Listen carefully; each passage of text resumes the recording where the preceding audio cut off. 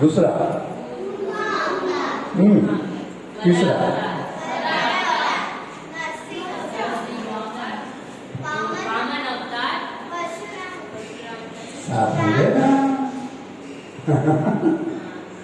सात अवतार की कहानियां जान चुके बराबर। अब 3 बाकी है। अब कौन बाकी है? और 10वें कौन?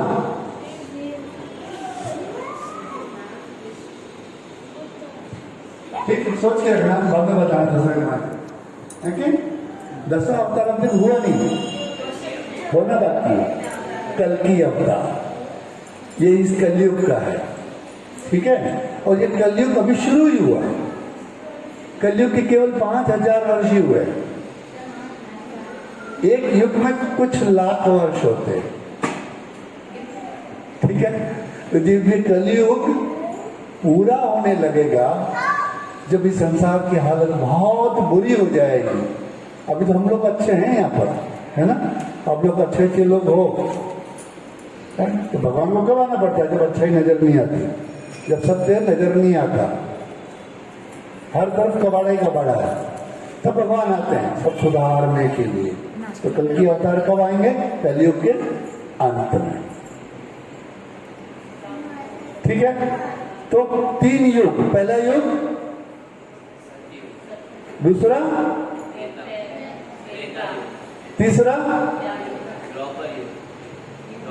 द्वापर है। तो त्रेता युग के अंत में, त्रेता युग के अंत में अवतार हुआ भगवान राम का, ठीक है। और यदि राम की कहानी पूरी सुनाने जाए तो आप रात भी घर नहीं पहुंचोगे, है ना। देखिए ना रामायण कितनी लंबी है, कितने दिन तक टीवी में चलती है ना, बहुत लंबी चलती है ना। कितने अच्छे अच्छे सीन है उसमें।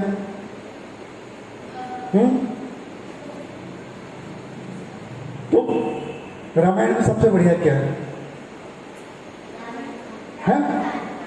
रावण। रावण का अर्थ सबसे बढ़िया है। हाँ, और किसी को क्या लगा सबसे बढ़िया? रामायण में सबसे बढ़िया, उनको सबसे बढ़िया लगता है रावण का आनंद, ठीक है।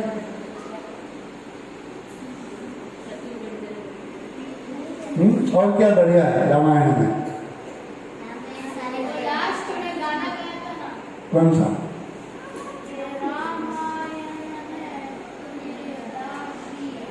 किसने गाया है? ठीक है। लव कुश अपनी माता के साथ वन में थे, जहां उनका जन्म हुआ था, ठीक है। और लव कुश को पता नहीं था कि वो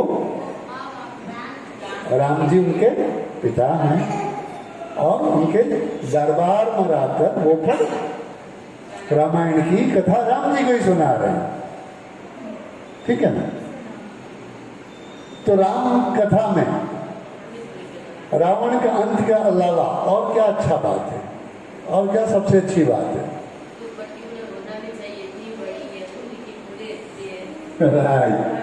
जिसके लिए एक शॉर्ट में हम कह सकते हैं कि रामायण में या राम की कथा में सबसे बढ़िया राम का नाम है राम। इसमें सब कुछ आ गया, सब आ गया। एक राम बोला आपने, सब आ गया है? राम के नाम का इतना पावर है कि इसको आप कैसे भी यूज कर सकते हैं। केवल राम आप बोलोगे, अर्थ बदलते जाएंगे। राम नाम, ठीक है।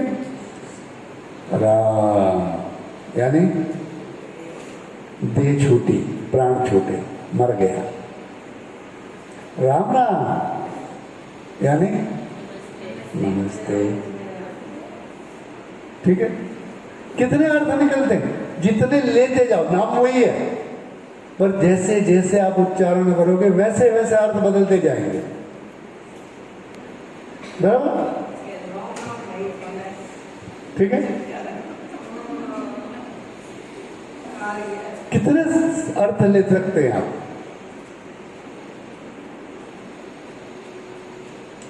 तो राम का अवतार पृथ्वी से राक्षसों का नाश करने के लिए हुआ।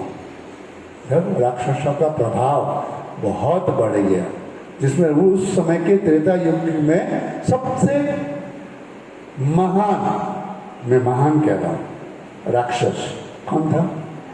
रावण। महान क्यों कह रहा हूं रावण को? नहीं, अजर अमर होने से कोई महान नहीं हो जाता। रावण वेद पाठी था, चारों वेद उसको कंठस्थ थे, ठीक है, ऋषि की संतान था।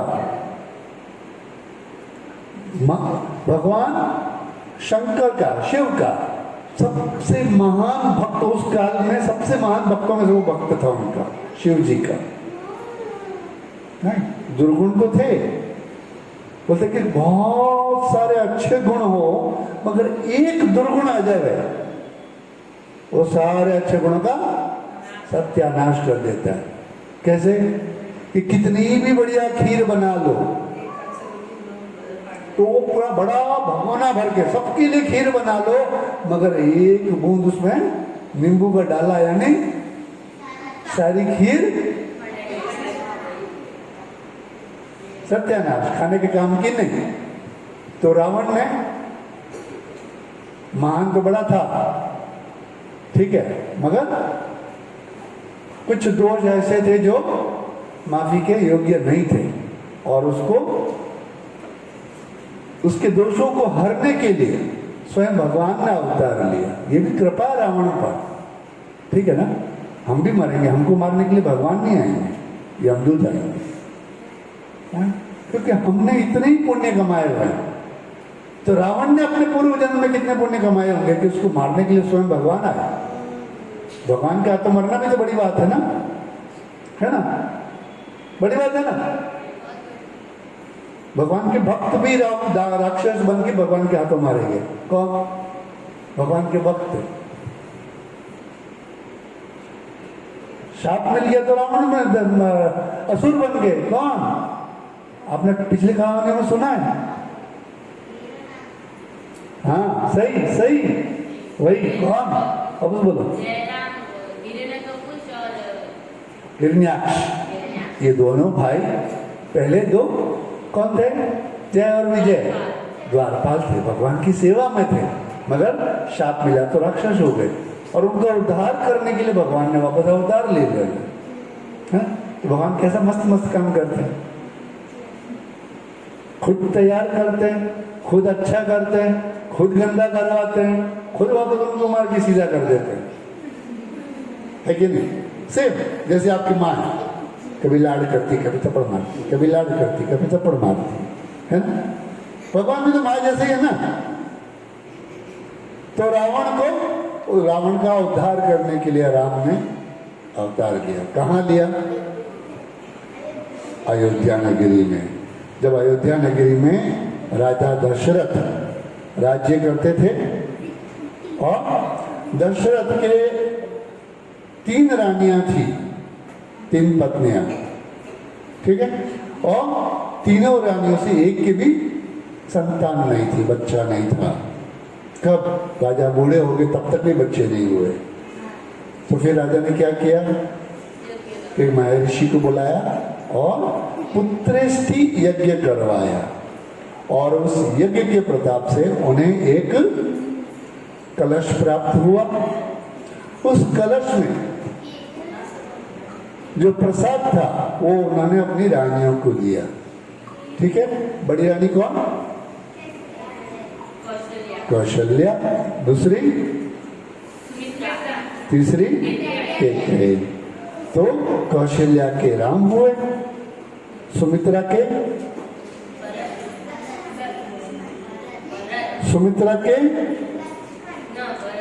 लक्ष्मण और शत्रुघ्न हुए, और कैकेयी के भरत हुए। ये 4 बालक भगवान के हुए। मगर उनसे पहले एक कन्या थी, ठीक है, ठीक। सो मगर उस जमाने में वैलिड कौन होता था? केवल बेटा वैलिड होता था, पुत्र नहीं है। पुत्र है तो आगे वंश चलता है, पुत्र नहीं है तो वंश नहीं चलता। इस भाव के सारे भगवान ने ये दशरथ ने यज्ञ करवाया, 4 पुत्रों की प्राप्ति हुई, ठीक है, अयोध्या में। अयोध्या के पास कौन सी नदी बहती है? न गंगा न यमुना। अयोध्या के पास नदी बहती है, उसका नाम है सरयू। सरयू, ठीक है, उसको भी गंगा स्वरूप ही मानते हैं। तो अयोध्या में जब इन 4 बालकों का जन्म हुआ, धीरे धीरे बालक बड़े हुए, अभी छोटे ही थे तो उनको विश्वामित्र मुनि आकर मांग के ले गए। क्यों? कि जहां वो जिस वन में तपस्या करते थे वहां पर ताड़का का प्रभाव था। ताड़का बहुत सताती थी, जब वो यज्ञ हवन करते थे तो उनका हवन खराब कर देते थे, भंग कर देते थे, हड्डियां लाके डाल देते थे, खून लाके डाल देते थे। तो वो बहुत सताती थी ताड़का। और उनका भाई कौन? ताड़का का भाई कौन? जो बाद में सोने का हिरण बना था, मारीच, ठीक है, मारीच नाम था उसका। तो ताड़का और मारीच मिलकर खूब सताते थे ब्राह्मणों को, संतों को, ऋषि मुनियों को। तो उनका नाश करने के लिए विश्वामित्र राजा के दरबार में आए और बोले कि आप 2 राजकुमारों को मेरे साथ भेजो। 2 राजकुमार को अपने साथ ले गए। राम जी ने, लक्ष्मण जी ने मिलकर ताड़का का वध कर दिया, ठीक है। फिर वो वहां रहने लगे, थोड़े समय वहां रहे। उसके बाद विश्वामित्र को पता चला कि जनक के बेटी बड़ी है, उसकी स्वयंवर हो रहा है, इसकी जानकारी उनको मिली। तो राम और लक्ष्मण को जनकपुरी ले गए अपने साथ और स्वयंवर में पार्टिसिपेट करवाया। तो जनक ने सीता के स्वयंवर में क्या रखी थी? प्रतिज्ञा थी उनकी कि जो शिव धनुष पर प्रत्यंचा चढ़ाएगा, प्रत्यंचा यानी डोरी। जब धनुष स्टोरेज में रखा जाता था आयुधागार में, तो उसकी डोरी को एक तरफ से खोल देते थे ताकि उसका लचीलापन जो है वो बना रहे। तो जो इसकी प्रत्यंचा बांध देगा या चढ़ा देगा, उससे मैं सीता का विवाह करूंगा। तो उस स्वयंवर में संसार भर के बड़े बड़े महान राजा, रावण भी आया था, मगर उस धनुष को प्रत्यंचा चढ़ाना तो दूर, कोई उठा भी नहीं सका। उसके बाद जब उन्होंने आज्ञा दी, किसने? गुरु ने। गुरु विश्वामित्र गुरु है राम जी के, लक्ष्मण के। उन्होंने आज्ञा दी, करा अभी आप जाओ। लास्ट में राम उठे और राम ने जब उसको प्रत्यंचा चढ़ाई तो धनुष पुराना था, टूट गया। किसका था धनुष? वो भगवान शिव का धनुष था, ठीक है। और उस धनुष का नाम सारंग, ठीक है। वो धनुष जब जनक के धर्मावास में रखा हुआ था और सीता माता तो उसको खेल खेल में उठा लेती थी। वो सुकुमारी आप जैसे पतले पतले छोटी छोटी थी, मगर उसके शरीर में इतना बल था कि वो धनुष उठाकर उसको घूमती थी और कोई धनुष उसको हिला नहीं सकता था। इसके लिए ऐसी कठिन उन्होंने रखा कि मेरी बेटी के लायक वर ऐसा हो जो इस धनुष को प्रत्यंचा चढ़ा सके। बराबरी होनी चाहिए ना, राइट। तो राम जी ने धनुष तोड़ा और जो धनुष टूट गया तो बहुत भयंकर आवाज हुई। इतनी तेज आवाज हुई जैसे कोई ज्वालामुखी फट गया। दूर दूर तक, कई किलोमीटर दूर तक उसकी आवाज सुनाई दी। तो परशुराम बैठे थे, उनको सुनाई दिया, अरे ये तो मेरे आराध्य का शिव धनुष है, इसको क्या हो गया? इसको तो उसकी आवाज है। दौड़े आए, कैसे? पवन वेग से। महर्षि थे, कैसे उड़ के आ सकते थे ना, वो तो स्वयं अवतार थे। तो ये एक ही युग था।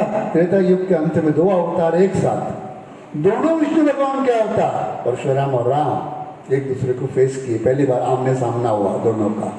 झगड़ा आए वहां पर गुस्सा में, बहुत गुस्से में, सब कुछ मार, सबको पीट दूंगा, सबको मार दूंगा, इतना गुस्से में आए। ठीक है, फिर राम जी ने उनको इशारा किया, हम दोनों एक ही है, ज्यादा शोर मत बचाओ, है ना। तो फिर उन्होंने राम को आशीष दिया। जनक की 2 कन्याओं के साथ, एक सीता और दूसरी उर्मिला, दोनों का विवाह हुआ। उस विवाह में स्वयं परशुराम बैठे। उसके बाद परशुराम अपने धाम चले गए। वहां राम जी ने कह दिया, अब मैं आ गया हूं, अभी आपका काम नहीं है, जाइए आप अपने धाम जाइए। राइट, आपका रोल पूरा हो गया। ठीक है ना। ऐसे शुभ समाचार के साथ विश्वामित्र ने राम और लक्ष्मण को 2 बहुओं के साथ दशरथ को लाके सौंपा।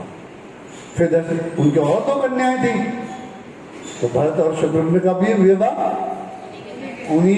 उसी परिवार में कर दिया गया। उसके बाद राम और बड़े हुए। तो उनके कुलगुरु कौन थे? कुलगुरु कौन थे? वशिष्ठ मुनि। वशिष्ठ मुनि के कहने पर ही उन्होंने पुत्रेष्टि यज्ञ करवाया था। तो वशिष्ठ मुनि ने का उन्होंने शिक्षा दीक्षा भी दी। ठीक है। और जब वो बड़े हो गए तो अपने आश्रम से उनको राज दरबार में ले आए कि भाई राम और लक्ष्मण दोनों भाई के साथ चारों मिलकर अब बड़े हो गए हैं, राजकार्य संभालने के योग्य हैं, मेरा काम पूर्ण हुआ। ले आए उनको। उसके बाद सब मिलके मजे से बढ़िया रहने लगे, खुश थे, प्रसन्न थे। अब यहां से अध्याय बदलता है, ट्विस्ट आता है। क्या? कि राजा दशरथ बूढ़े थे तभी तो इनका जन्म हुआ था। अब ये भी बड़े हो गए तो वो और ज्यादा बूढ़े हो गए। तो राजा अपना राज्यभार देना चाहता। तो उस जमाने में क्या सिस्टम था कि सबसे बड़े बेटे को राज्यभार देते थे, और वो काबिल नहीं होता था, उपयुक्त नहीं होता तो किसी और का नंबर लगाते थे। ठीक है। तो सर्वगुण संपन्न, सबसे प्यारे, सबको न्यारे, सबको अच्छे लगने वाले राम, तो उन्होंने डिक्लेयर कर दिया कि मैं राम का राज्याभिषेक कर रहा हूं। फिर क्या हुआ? कई दासी थी, काली दासी मंथरा, उसने कई को भड़काया। क्या? कि राजा की सबसे प्रिय रानी तू है? तो राजा कौन बनेगा? तेरा बेटा बनेगा। ये राम को क्यों बनाना है? तो बोले मैं कैसे कहूंगी कि मेरे बेटे को बनाओ, बड़ा बेटा ही बनता। तो तुझे 2 वरदान मिले हुए थे, तो देवताओं के साथ दिया था। राजा दशरथ इंद्र का साथ दिए थे राक्षसों में लड़ने के लिए, इंद्र को जिताने में उन्होंने मदद करी थी। तब इंद्र ने वहां उस युद्ध में कई ने राजा दशरथ के प्राण बचाए थे। पहले नारियां युद्ध के लिए जाती थी, बराबरी थी, भेद नहीं था। ठीक है। बड़ी शूरवीर थी वो। तो उस युद्ध में कई ने जब दशरथ के प्राण बचाए तो दशरथ ने उसको 2 वर दिए थे कि तू 2 वर ले ले। तो उसने कहा अभी मुझे कोई जरूरत नहीं है, जब मुझे जरूरत होगी तो मैं मांग लूंगी। तो वो तो उस मंत्रा ने याद दिलाया कि तेरे पास 2 वर हैं, क्या अनक्लेम्ड है। इसी के लिए किसी को भी प्रॉमिस करो तो फ्यूचर प्रॉमिस नहीं करना। किसी को कुछ देना है तो अभी आज ले तो नहीं, आगे जाके मांग लेना, बड़ा रामायण है, फंस जाओगे। ठीक है। फ्यूचर का प्रॉमिस नहीं करना कभी भी, आज के बात करना। वो फ्यूचर का प्रॉमिस किए, इसके लिए फंस गए। ठीक है। अब जाके क्या बोला, मुझे मेरे 2 वरदान आपको याद है देने बाकी है? बोले हाँ याद है। तो बोला अब मैं वरदान मांगती हूँ। तो बोले मांग ले, मैंने तो देना कहा था, मैं थोड़ी ना बोलता हूँ, ले लो। तो बोले पहला वर राम को वनवास, और दूसरा भरत को राज्याभिषेक। पहला भरत का राज्याभिषेक था, दूसरा राम को वनवास। तो बोले भरत को तो राजा भले बना दे, पर राम को वनवास क्यों? उसको मन में डर, राम राजा लड़ेगा तो, भरत को राजा नहीं बनने दिया तो है। वो बोलता मेरा अधिकार है, छोटे को बना कैसे बना रहे हो, लड़ेगा तो क्या करेंगे। तो बोले न रहेगा बांस न बजेगी बांसुरी, राम को भेज दो वन में। इसके लिए भरत का रूट क्लियर। तो राजा तो बड़े दुखी हो गए। राम उनको प्राणों के समान प्रिय थे और उनको शाप भी था। क्या राजा दशरथ को एक शाप मिला था, बहुत बढ़िया थे मगर एक गलती हो गई थी अनजाने में उनसे, तो अनजाने में जो भूल हुई उसके लिए भी उनको शाप मिला था। किसके लिए कि दशरथ ने एक बार वन में आखेट करने गए थे, शब्द भेदी बाण चलाते थे, साउंड जहां आवाज आती थी आंख बिच के उधर निशाना लगाते थे और जिस जीव की आवाज होती थी वो जीव मर जाता था। तो शब्द भेदी बाण चला और कौन मरा? श्रवण भाई। तो श्रवण मर गया तो श्रवण के माता पिता ने आज श्राप दिया कि जैसे हम हमारे पुत्र को याद करके उसकी यह प्रेम में दुखी होकर हम भी अपना प्राण त्याग रहे हैं, तू भी इसी प्रकार तड़प तड़प के मरेगा। उनकी गलती क्या थी? उन्होंने शब्द वेदी प्राण चलाया, अनजाने में अपराध हुआ, जानबूझ के नहीं किया मगर किया। तो उसी प्रकार जब राम वन को चले गए तो उनकी दुख में दशरथ ने भी प्राण त्याग दिए। ठीक है, राम चले वन में तो राम के साथ कौन? लक्ष्मण। बोले मैं तो नहीं रहूंगा भाई, भैया के साथ रहूंगा, भाई से उनका पक्का प्यार, मेरे भाई जहाँ रहेंगे वहां रहूंगा, मैं इनसे अलग नहीं रहूंगा। सो लक्ष्मण साथ चले और सीता बोली कि जब जहाँ मेरे पति नहीं वहां मैं रहूंगी, मैं तो मेरे पति के अनुगामी हूँ। जिधर मेरे पति रहेंगे तो मैं रहूंगी ना, पति पत्नी अलग क्यों रहेंगे, मैं भी इनकी सेवा में साथ में रहूंगी। तो तीनों वन को चले। ठीक है, तीनों वन को चले, वन में जहां जहां जाते रहे झोपड़ियां बना के रहते थे और आसपास के जो दुष्ट असुर दिखते थे उनका नाश करते जाते थे और आगे बढ़ते जाते थे। तो इसी प्रकार जब वो पर्णकुटी में रह रहे थे वहां पर क्या हुआ?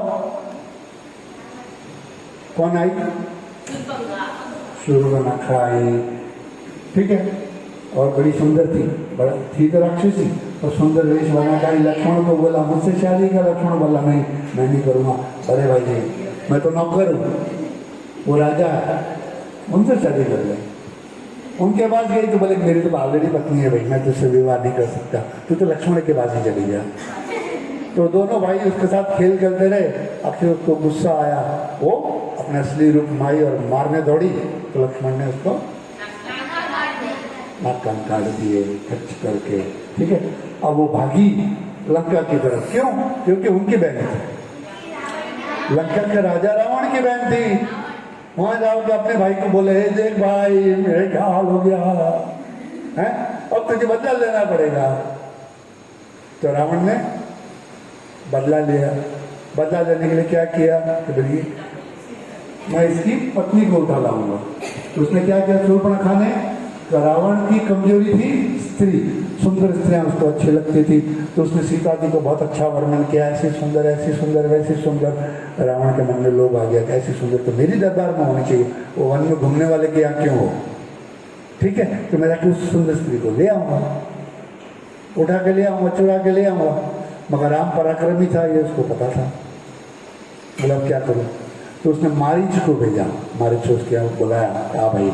मारीच उस दिन ताड़का मरी तो पिट के भाग आया था प्राण बचा के। तो बोला मारीच, वो मारीच के पास एक गुण था, वो अपना स्वरूप बदलता था, जो स्वरूप उसको चाहिए था वो स्वरूप बना लेता। तो बोले तू सोने जैसा चर्म वाला हिरण बन के सीता जी के आसपास घूमना। ठीक है, सीता का मन ललचाना। तो मारीच को पता चल गया कि अब मेरा टाइम लग गया। मारीच को मालूम था, उसने देखा था राम लक्ष्मण को पहले अपनी ताड़का के साथ। तो बोले चलो भाई अपना भी उद्धार होने वाला है, चलते। चला गया। अब सोने का हिरण देखा, माता सीता बोली ये हिरण तो बहुत सुंदर है। राम जी से बोले कि मुझे तो ये हिरण चाहिए, मैं इस हिरण को अपने साथ रखूंगी, अयोध्या लेके चलूंगी और अपने उद्यान में रखूंगी, ये बहुत सुंदर हिरण है, इसको आप ले आओ मेरे लिए।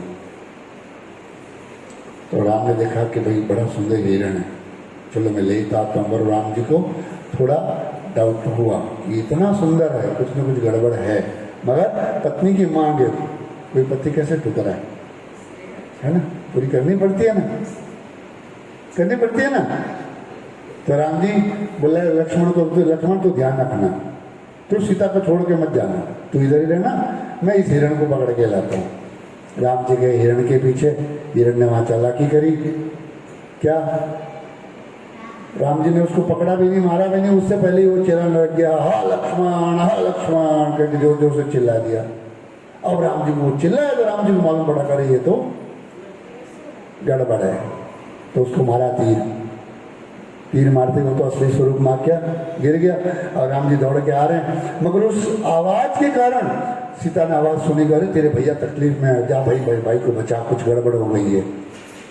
अब लक्ष्मण धर्म संकट में जाऊं कैसे, तो लक्ष्मण ने अपने तीर से उस कुटिया के चारों तरफ एक निशान बना दिया, एक लकीर खींच दी, सर्कल बना दिया, ठीक है, उसका नाम था लक्ष्मण रेखा। और माता को बोल के कि माँ इससे आप बाहर मत आना, ठीक है। वो भाभी थी उनकी, मगर वो माता स्वरूप ही कहते थे कभी भी, ठीक है। उनका इतना शील पक्का था कि वो माता को आंखों के सामने ऐसे नहीं देखते थे, उनकी नजर हमेशा नीचे रहती थी, चरणों में रहती थी। तो बोले माता आप इस चक्र के बाहर मत आना, मैं जाता हूँ भैया की मदद करने। गए, रास्ते में राम जी मिले, बोले राम जी मिले, तू क्यों आया? तो कहे माता सीता ने मुझे जबरदस्ती भेज दिया, मैं क्या करता, आना पड़ा। तो भिक्षा देने आए तो रावण ने चला की उसको मालूम है किसी लक्ष्मण रेखा बनी हुई है, इसको पार करा तुम्हारा। तो उसने सीता माँ के साथ छल किया, बोले आप घर की देरी से बाहर आके दान दो, अंदर से खड़े खड़े कैसे दान दोगे, अंदर से मैं दान नहीं लूंगा, बाहर आके दान दो। धर्म संकट था, सीता जी बाहर आई तो रावण ने हाथ पकड़ के अपने विमान में बिठा दिया और ले गया लंका की तरफ। अब सीता को बचाने के लिए कौन आया रास्ते में? जटायु, ठीक है, जटायु आया। जटायु गिद्ध था, गिद्ध को गरुड़ बोलते हैं, गरुड़ की जाति का गिद्ध था जो राम का भक्त था पूर्व जन्म में। तो उसको भी राम जी ने कहा था तू मेरी मदद करने के लिए आएगा और तेरे प्राण मेरी गोदी में छूटेंगे, ऐसा वरदान उसको दे रखा था। तब जटायु ने रावण से युद्ध किया, रावण ने जटायु के पंख काट दिए और उनका भाग दिया। तो जब वो ले जा रहा था तो सीता मैया ने अपने गहने गिरा दिए वहां पर। अब राम लक्ष्मण ढूंढते ढूंढते आए तो जटायु से मिले, जटायु ने बताया कि उसको तो रावण ले गया है विमान में, ठीक है। और वो गहने मिले किसको? गहने किसको मिले? जो सीता मैया डालती गई ना, रास्ते में गिरा दी आसमान से, किसको मिले? किसको मिले गहने?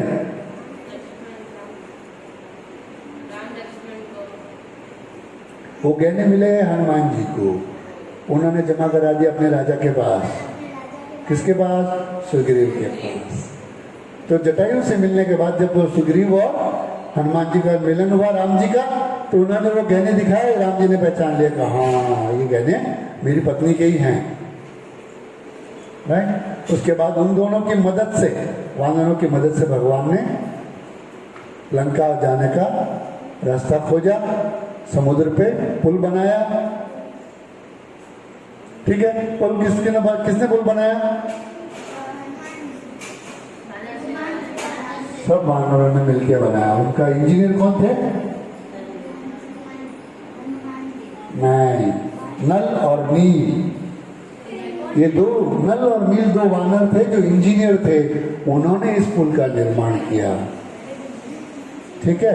मगर जब पुल निर्माण हो नहीं रहा था तो उसमें हनुमान जी ने मदद करी। क्या? कि पत्थर डूब रहे थे तो पत्थर पे राम नाम लिख के पत्थर डाला और पत्थर समुद्र में तैरने लगा। ये फॉर्मूला हनुमान जी का था, राइट। फिर पुल पार करके सारे लंका पहुंच गए, राम रावण में युद्ध हुआ, रावण का पूरा खानदान खत्म हुआ। और रावण के भाई विभीषण को लंका का राजा बना के राजपाट उसको सौंप दिया कि वो राम जी के भगत थे, उनको राजपाट सौंप दिया और सीता मैया को लेकर राम वापस सोने की पूरे हनुमान जी ने जला डाली। ठीक है, और फिर राम जी वापस अयोध्या लौटे। कितने वर्षों से? 14 वर्षों से वापस आए। तो भरत जी वहां क्या करते थे? राम जी की खड़ाऊ यानी उनके जूते सिंहासन पर रखकर राम राज्य चलाते थे। पहले ऐसे करते थे। ठीक है, तो जिनके जूते हैं उनका राज चल रहा है। तो राम राज भरत जी चलाते थे। फिर राम जी ने वापस राज्यभार ग्रहण किया। और उसके बाद फिर अग्नि परीक्षा के नाम पर सीता को दोबारा वहां पर परीक्षा देनी पड़ी। तो सीता मैया वहां पर अयोध्या में रही नहीं, उनको वन में भेज दिया गया। क्यों? उनको अपना चरित्र का प्रमाण पत्र देना था। ठीक है, तो राम जी का राज्य जो था वो एक आदर्श राज्य था। राम का युग इसीलिए हुआ कि संसार में आदर्श की स्थापना करना। एक राम अवतार मात्र ऐसा था जिसमें राम भगवान अपने भगवान होने का परिचय किसी को नहीं दिए। कोई मैजिक नहीं किया, कोई जादू टोना नहीं दिखाया, किसी को भी ऐसा हाथ दिखा के चेंज नहीं किया। ठीक है, अवतार स्वरूप दिखाया ही नहीं, मनुष्य स्वरूप साधारण मनुष्य के रूप में रहे। क्यों? एक मनुष्य को ऐसा जीवन जीना है।